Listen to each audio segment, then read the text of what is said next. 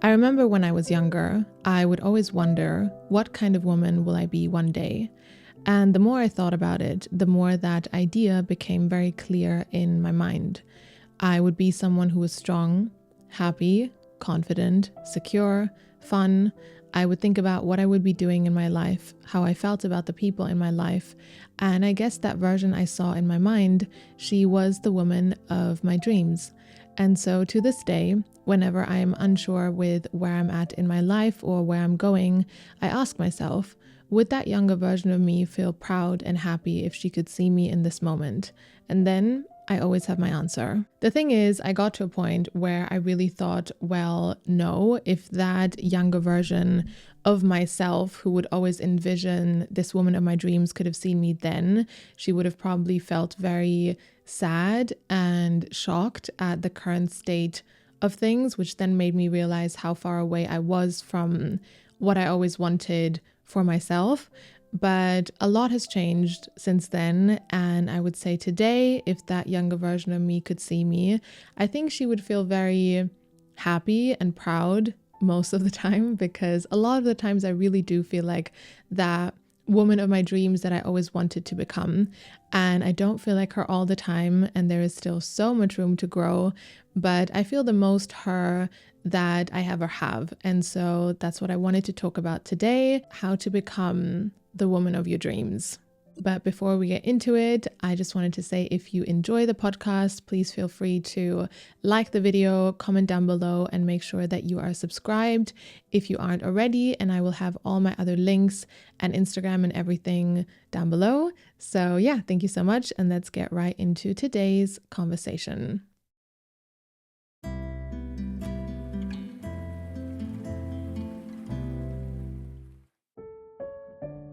Chapter 1, you don't need to teach people how to treat you. I think already, if you are someone who is listening to this podcast, something that a lot of us can probably relate to is the idea of finding ourselves in situations where we are accepting harmful behaviors from other people and then compromising our own well-being in the process. And that's where I think we just have to start this episode by saying it how it is. If you want to become everything you have always wanted to be, you cannot be in situations where you are teaching people how to treat you, because that is going to rob you of so much energy, and you are going to need that energy to create and move forward. And for me personally, this was a really tricky one to let go of, because in my experience, teaching people how to treat you is really something that you get used to. And if at some point you don't even know any different anymore, you start to think that that's normal. And it's almost as if the world or people train you to believe that that is somehow your role or even your responsibility, until you actually start to think that that's true. And even though you probably have that like gut-wrenching feeling every time you put yourself in those situations, or every time you do that, you've kind of become a master at ignoring that feeling, or at least that's how it felt for me. And so you start to think that this is something that I have to do, but the only thing that you have to do is let go of that, because that is not your responsibility and it never has been. And I guess those are also two kind of different topics. You know, it's one thing to accept unhealthy or toxic or maybe even abusive behavior from people, but to know that that's not okay, like that's already bad enough. But it's a whole different cycle when you start to think that that is something that you can change, but not only something that you can change, but something that is your responsibility to change. And so if it doesn't change, that means you're not doing it good enough and it's your fault. And it actually starts to feel like whatever is going on is your fault, but it never is. You know, it is not your responsibility or your role to teach people how to treat you.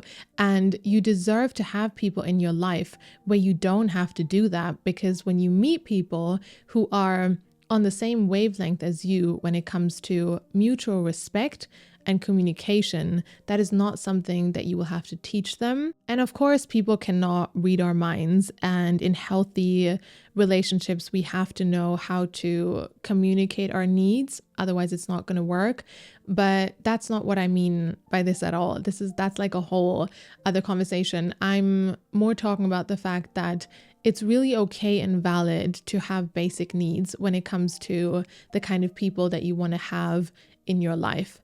And I know sometimes we have compromised our basic needs so much that they start to not feel like basics anymore, but more like huge requests that somehow nobody seems to be able to fulfill, but they're probably still basics, things like mutual respect and communication and knowing that both people want the best for each other and love in any kind of relationship in life. Those are basics, and you are not asking for too much when you are asking for that, but it is your responsibility to know that those are things that you deserve. Otherwise, you will continue to be pulled to people who will make you feel like you are asking too much when you are not asking for too much.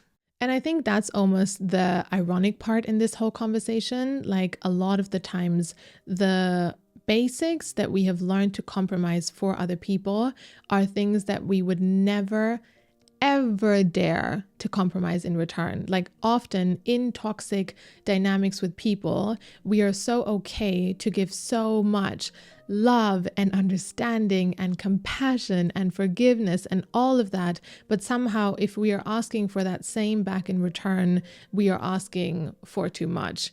But that's not fair. That's not healthy. That's not balanced. In the same way that you are there for people, you deserve people who are there for you. And in the same way that you want the best for people, you deserve people who want the best for you. So generally, and I feel like I could talk about this forever, the cycle of teaching people how to treat you and taking on that role and starting to think that that is normal, that's not a fun cycle to be in at all. And it's really harmful to yourself for a lot of different reasons. But the reason why I think this is gonna stop you from becoming the woman of your dreams is because this cycle will just suck the life out of you. Like it takes so much energy to take on that role, and it's so exhausting, and you are going to need all of that energy and all of that life force to again create and move forward and push you towards that version of yourself that you have always wanted to become. And that's just simply impossible if you are being sucked dry by taking on that role, which should not be your role in the first place. Chapter 2, know what you want and stay strong in that. So one thing that I do know is that whenever I would envision the woman of my dreams and the woman that I wanted to become, whether that was me thinking about it when I was younger or after that or even recently, but consistently, always when I would think about that version of myself, I would see her as someone who was very clear on what she wanted in life, someone who was strong in that, and someone who was going after that. And for a long time, that really confused me because I felt like I didn't know what I wanted or where I'm going, and I also didn't know how to figure that out. Over time, I realized that this feeling I had of not being able to figure out where I wanted to go and not feeling clear on that, and it felt like whenever I would figure it out in one area, the other area would already be falling apart at the same time. This consistent feeling in my life was because my life was not aligned. That would probably be the best word I would use for this, because I realized being clear on where you want to go in life is not going to be enough. But a concept that has resonated with me much more is to say, whenever you don't feel clear on where you're going in life, look at three things: your dreams or your intentions, meaning where you want to go in life, your actions, and your values. All three of those things need to be working in sync with each other. And if one of them is not in sync, it's not going to work. But if you manage to figure out all three of those, that's going to be a very strong focus and a very strong drive, which is probably going to get you to where you want to go if you want that to be the case. So let's talk about that concept a little bit more, because I felt like it really helped me a lot with that. So, for example, I think we are often fed this idea that the most important thing in life, if you want to get to where you want to be one day, is to know where that's at. Like, you have to know where you're going and where you want to end up. Otherwise, you're never going to get there. And so we start to focus on trying to figure that out. And we feel like we need to know all of the details of what that's going to be like. But for me personally, that was just not doing it. Like, regardless of how clear I felt on where I wanted to go and how many vision boards I was making on that, it just never felt like I really knew where I wanted to go, or that I was really moving into that direction. And that was because there were so many other things missing. And when we look at this little triangle of dreams and intentions, actions and values, the other thing that was missing was action. I'm pretty sure we've talked about this a couple of times in other episodes as well, but I really think one of the worst things you can do to yourself is to be someone who has dreams and never take action on them. Like, I think it's less miserable to just be someone who has no dreams and no ambitions in life, and then that's just it. But to be someone who has dreams and then you never move towards them and you never take action on them, that's just really, really not a fun one. But I think sometimes why we also do that, not take action on things, and we just stay in the dream and in the fantasy of where it would end us up one day, is because action is hard. Like, action really is hard. Action takes discipline. Action takes doing things even if you don't feel like them. Action takes working on your belief systems. Action takes commitment. Action takes not caring about what other people think of you. Like, action is not an easy one. But we also never said that this is easy. And so action definitely is very worth it. And it has to be put into the equation. Like, you have to take actions on your dreams and your intentions and where you see yourself at. Otherwise, it's going to be impossible to get there. And then our third point in our little triangle that we have created is values. Like, you have to know where you're going, which are dreams, intentions. It's the direction that you're going in. It has to be there to some extent, but it doesn't have to be there 100%. Like, it just has to be there enough, and then you have to take action on that. But then you also have to make sure that both of those things are in line with your values and your morals. Otherwise, it's going to be a really, really difficult journey. And I think that's something that we often forget, and we don't see the importance of it until it's already way too late. So let's say, as an example, one of your values is honesty. Like, that is something that is just really important to you in your heart, and it's really important to you in your life, and you want that to be a part of the person who you are. It's in your character. That's your value. That's your morals. And so maybe then, let's say, when you imagine the woman of your dreams, you always saw her as someone who was running her own business. Like, that's something that you saw for yourself, someone who was independent in that way. And so let's say you've managed that because you got the opportunity to start your own business selling a tea. And so you are independent in that way, and you have taken action on that because it is happening. But let's say this tea is promising people to become fitter, but it's actually just a scam. Like, it doesn't even work. It's not even real, but marketing has made people believe that it is real, meaning your two things are in line. You have your dreams and your intentions and your actions, and they're both working together.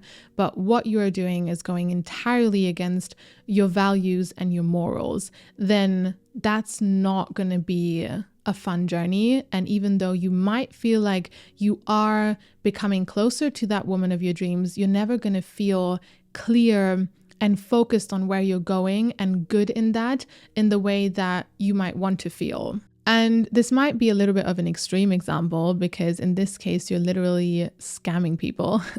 But if we take it down a notch, I think this is something that we often forget to focus on enough. And I think, again, if we take it down a notch and just look at our lives, there are probably things that we can still change and evolve in when we really look at what are my values and my morals, like what in my heart is important to me, because so often we are made to believe that we are supposed to want this, or our dream is supposed to look like this, and we should want this in that dream and that in that dream, and we should be doing this or that. It's all ideas, but sometimes they don't come from our heart. And so if we dissect those and we think, well, what are my values and my morals? And I want to make sure that whatever I'm creating is in line with that.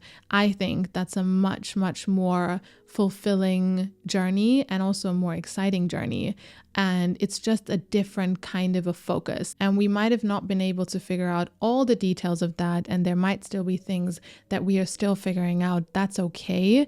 But that clarity and that focus is just a feeling that can only come, I think, if all three of those things are in sync. All right, everyone, that is all I wanted to share for today. Thank you so much for tuning in. Again, if you like the podcast, please feel free to support it by liking, commenting, subscribing, all of those little things. They really help me out a lot. And yeah, thank you so much. And I'm so looking forward to connecting with you in my next episode.